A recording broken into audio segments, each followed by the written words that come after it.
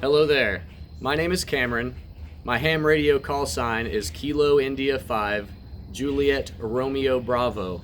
And this is a video presentation about small unmanned aircraft systems, their licensing, and how that all relates to radio for the October 2022 meeting of the Little Switzerland Amateur Radio Club here in beautiful Eureka Springs, Arkansas. I hope you enjoy. SUAS is the abbreviation for Small Unmanned Aircraft Systems, more commonly called drones. Drones come in many shapes and sizes using quadcopter or other configurations, including fixed-wing drones like the ones Walmart is using over in Pea Ridge right now. The Small Unmanned Aircraft System includes the drone itself, but also the control station, which is linked by radio frequencies in the gigahertz range for controlling the drone and also sending back live video to the control station. Drones can be used to inspect hard-to-reach places like the tops of tall towers, cliff sides, or roofs. Other uses include real estate and promotional photography for events, film and television, GPS mapping, search and rescue, monitoring wildlife, crops, asset protection, surveillance, delivery services, and many more use cases. In general, drones can give a new perspective and are just plain cool. My drone is a DJI Air 2S. It's powered by a lithium battery and can usually stay up in the air for about 20 minutes or so, and is set to fly itself home if the battery goes under 25% as a safety feature, so it has a little bit in reserve to fly back home. The remote pilot in command is the person who is ultimately responsible for all aspects of a drone flight, although others can operate the drone if they are being directly supervised by the remote pilot in command. Similarly to how hams can have third-party traffic or other people talking on the radio under the licensed hams call sign. A visual observer is someone other than the pilot who keeps the drone in their line of sight during a flight. A visual observer is required if the pilot is using point-of-view goggles, but is helpful in most cases. Plus, it lets the remote pilot in command look at the screen on the control station a bit more often. A person can fly as a recreational pilot under USC 44809 or a commercial pilot under Part 107 of Title 14 of the Code of Federal Regulations. The same basic FAA regulations apply to both types of pilots. Flights must not be more than 400 feet above ground level. They must stay within visual line of sight, with visibility of 3 statute miles or more. A remote pilot must not fly in controlled airspace without authorization, must yield to other aircraft, and not fly at night without a flashing light that can be seen for at least 3 statute miles. Some other important rules include not flying over people, keeping 500 feet below any clouds, and not flying when you are too tired or impaired. Both Part 107 and recreational pilots can benefit from using sectional charts and apps to be sure about airspace and temporary flight restrictions. Skyvector.com is a great site to use for sectional charts, and Aloft and AirMap are good apps to check up on airspace and weather info, as well as making LANC requests. LANC stands for Low Altitude Authorization and Notification Capability, and it's an automated system which allows pilots to get permission to fly in controlled airspace. Some areas are completely off limits, such as national parks, prisons, towered airports, or stadiums on game day. Other areas are in grids where LANC authorizations can be granted up to a certain altitude. There's also a process for applying for waivers to fly above 400 feet or in places you can't get LANC approved, but these waivers can take months and are not guaranteed to be approved at all.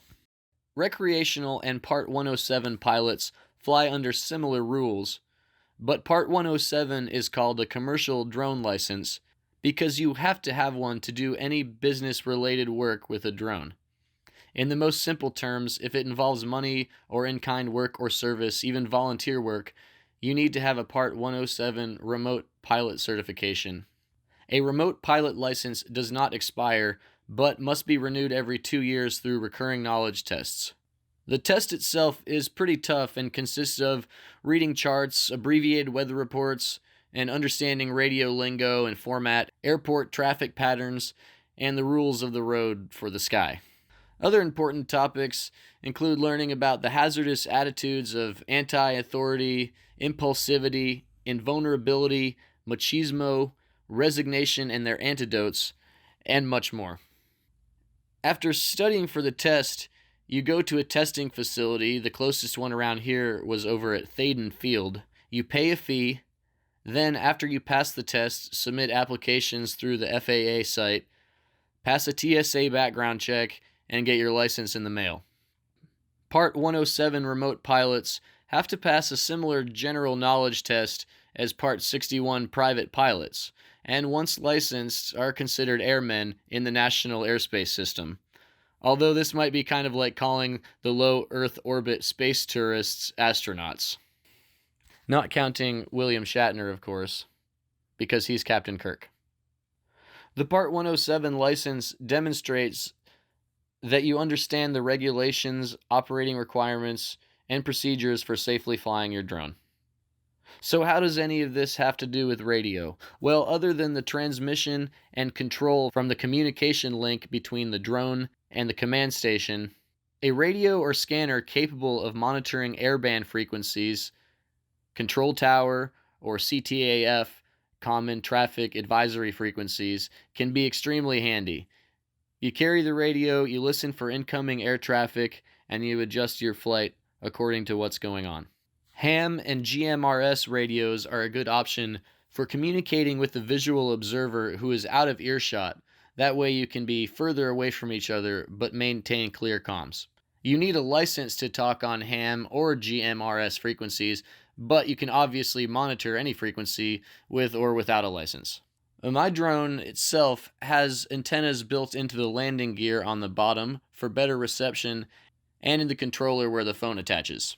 The transmission systems, such as those featured in DJI camera drones, use dual frequencies of 2.4 GHz and 5.8 GHz, which provide a more stable transmission feed and a greater transmission distance. Jamming is possible, but highly illegal, and you'd have to build the jammer for yourself. I've seen some interesting videos from over in Ukraine where they are taking drones down without even crashing them, but that's a story for another day. Theoretically, you'd have to build yourself a transceiver and then be on site to point it at the drone tuned to the right frequency with more power than the control station in order to overcome and sabotage the drone. The video feed to the controller is 1080p, which will not fit in the 900 MHz range, which would allow control from much further distances but not provide enough bandwidth to transmit the live video. The maximum distance possible, assuming decent line of sight for my Air 2S, is 7.5 miles, although visual line of sight is a requirement, so you usually can't come close to the edge of this range. Updated laws may soon allow for flights beyond visual line of sight, but it will still be risky whether or not it becomes legal. Talk about a scavenger hunt. Drone flying is a great hobby that also has commercial and artistic applications, as well as the potential to help emergency services and environmentalists. They operate in large part due to radio waves, and radios can be especially important in the context of air traffic and ground communication between the remote pilot in command and the visual observer. There is much more information available about drones, regulations, and radios, but I hope this video presentation was a good starting point or overview for those less familiar with small unmanned aircraft systems. Thank you very much, and I hope to see you in my next video.